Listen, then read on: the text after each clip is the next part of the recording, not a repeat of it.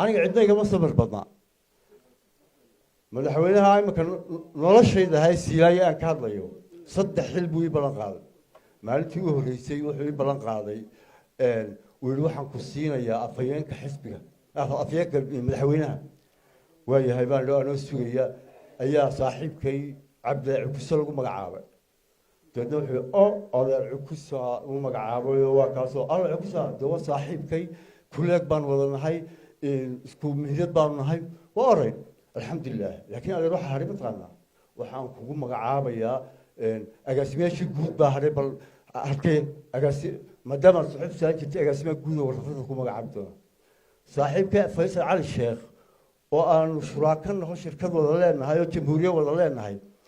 ayaa ku soo baxay loo magacaabay markaasuu inaa lillahi wa inaa ilaihi raajicuun adeer horta beelaha waati wax lagu qaybsan jirayoo wargeyskiinii jamhuuriyadda idinkaaba beel gaara noqdayoo faysal baa wallaahi dee magaranaysaayoo isagan qaadi waayena ii keenay arba faysal caliha oo waaba walaalkay saaxiibkeenu shuraaka nahaye aad baan ugu mahadsantahay madaxweyne alxamdulilah markaasuu yidhi wuxuu yidhi laakiin waxa haray adeer hay-adihii madaxa bannaanaaye kuwaasaa midku magacaabaya halkee baad jecesha waxaan ku yidhi hay-adda anigu hay-adaha kale ma garanaye hay-adda xuquuqal insaanka maadaama suxufi soo ahaa iyaga la soo shaqeeyey la xili jiray taasaan shaqadeeda garanaya waa sax iyadaan ku magacaabi doonaa inan aanu ilmaadeernahay oo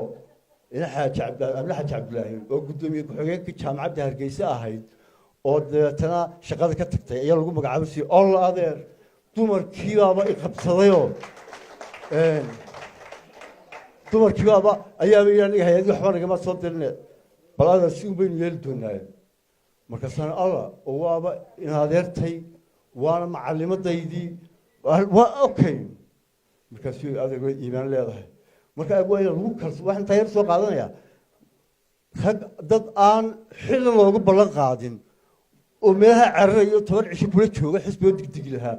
ayaa waxay yiraahdaan xil baa la magacaabay markaas inta la tagaalo la yaaca meel kale loo yaaca yani waxa weeyaan marka horeysa waa in